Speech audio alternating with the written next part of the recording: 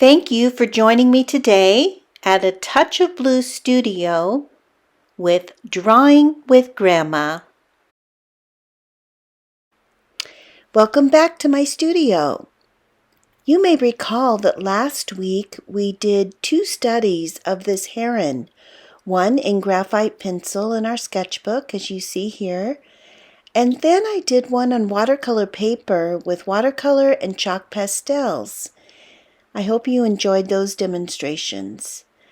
I mentioned in those videos that I was considering an oil painting of this heron, so that is what I'm going to start today. This will be a 2-part video of the painting process of this bird. So I'm glad that I worked on first a sketchbook and then a color study in the watercolor to just get familiar with the image and with the form, and then to make decisions on the color strategy. You see, I am working now on canvas, and I'm going to begin with a wash. And as you know, if you've looked at some of my other painting videos, that I love to start a painting with a wash of oil as an underpainting. And so at first I want to establish the dark and light contrasted areas as I actually draw with the brush and lay in the value structure of the whole painting. So what I have now on my brush is a Payne's gray mixed with an ultramarine blue. That makes a really beautiful deep gray, and it's almost like working with the graphite pencil in a way, because it's able to be manipulated into the shades and the values that I'm after to help establish the form and structure of the whole painting. So it also makes a beautiful underpainting tone to make sure that I have the darker shades established.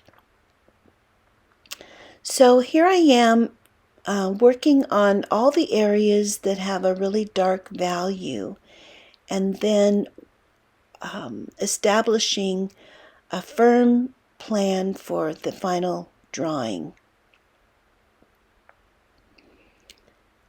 All of the colors that I laid down as a foundation will be considered an underpainting, and then the next video that you will see of this painting will be the final touches, the glazing, and any touch-ups that I want to make. I want to shape the beak. I want to continue developing the body with that medium to dark gray, and also to take in a darker value to establish that underbelly, the shadow under his legs, and that dark hood on the top of his head that I will take into the background once I've finished painting the background color. So I'm establishing the medium and darker grays, and now I want to go into a darker value.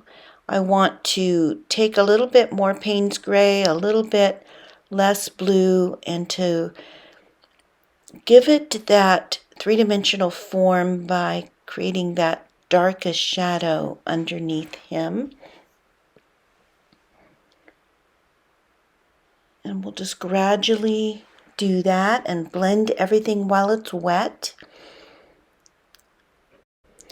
And now I'm going to mix in some white into those grays and create a medium light. So what I'm trying to establish is a 2-value statement in the painting as I do my foundational undertones. The medium darks and the medium lights, just to make sure that I know the separation, where the light is coming from, and where I want to emphasize the shaded areas in order to establish a 3-dimensional form. So here he has a really strong light right under that black hood on his head, and so I want to soften those tones together while they're wet and create medium and lighter values from that dark and light combination. I want them all to be very smooth and natural, and also to move in the direction of the feathers as they lay along his neck. Right there on this edge, the light is hitting very strong on the top of that back and that beautiful curve of the neck. So that is an important area to emphasize in order to get that sense of his beautiful form and established body structure. So I'm going to take this light right into that body, right into those darker values.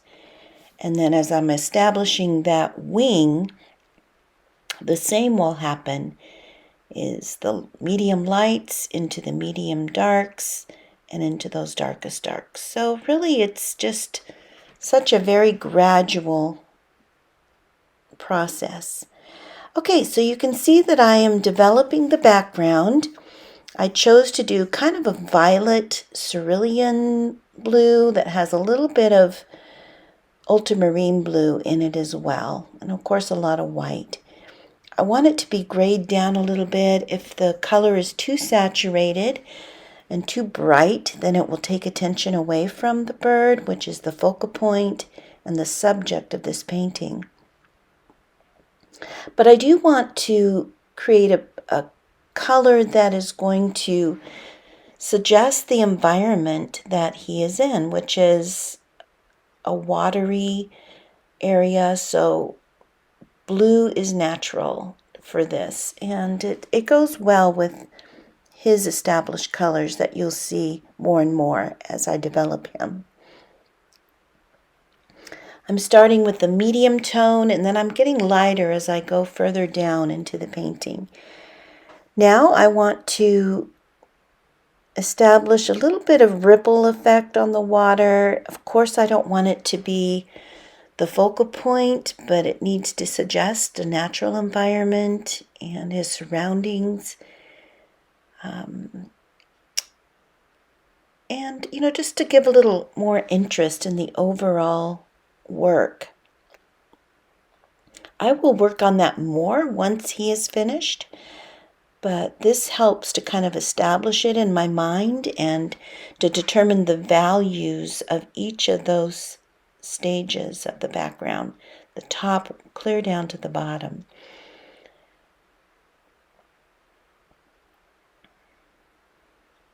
I'm working wet on wet, so everything is beautifully blending together and I can adjust it.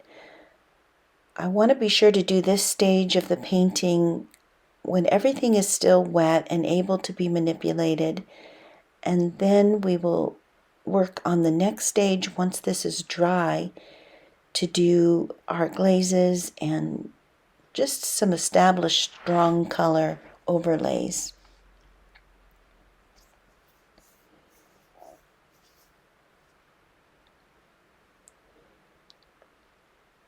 Now I'm going to go in with my darkest darks. It's still a blue-gray, but with a little bit more Payne's gray in it. I haven't added black yet, but I will during the final stages of the painting. If necessary, I may determine that the Payne's gray is dark enough, but we will see as it develops. So the Payne's gray is a very dark blue, and it almost appears to be black on the palette, but it is just a beautiful color to use for the underpainting and establish these kinds of works when you're dealing with nature. Okay, I'm going to now establish some of the light areas where the light is very strong. That front of the neck under the beak. And then there are some black markings on his neck and that right side of the neck that I will do later, but underneath those black markings, it's very light gray, so I want to lay that in first. And it also helps with the illusion of that turn of the neck and the form so that I've got it correct. Because if I lay in any detail over on top before I've got that illusion of the form, then I will have to go back and redo all that. So you want to work from back to forward and what's on the surface color and build on top the lighter values. So try to think about that. Watercolor works a little bit differently than oils. Oils you can layer on top of different colors and establish strong colors on top. Watercolor, it's very transparent, so they are very different. But I love to handle my oil paint like watercolor in the beginning stages, which is this beautiful fluidity that happens as you create the values and the form of your objects. So I am developing the lights still. He's got a little chin, and I want to be sure I've shaped the beak correctly. I did the background, and I know I cut into him a little bit, so I'm just reestablishing the edges of his body, stressing the lights and the dark separations. Even though that dark hood on the top of his head is almost black in the photograph, it has a very light highlight on the top edge from the sun that is hitting.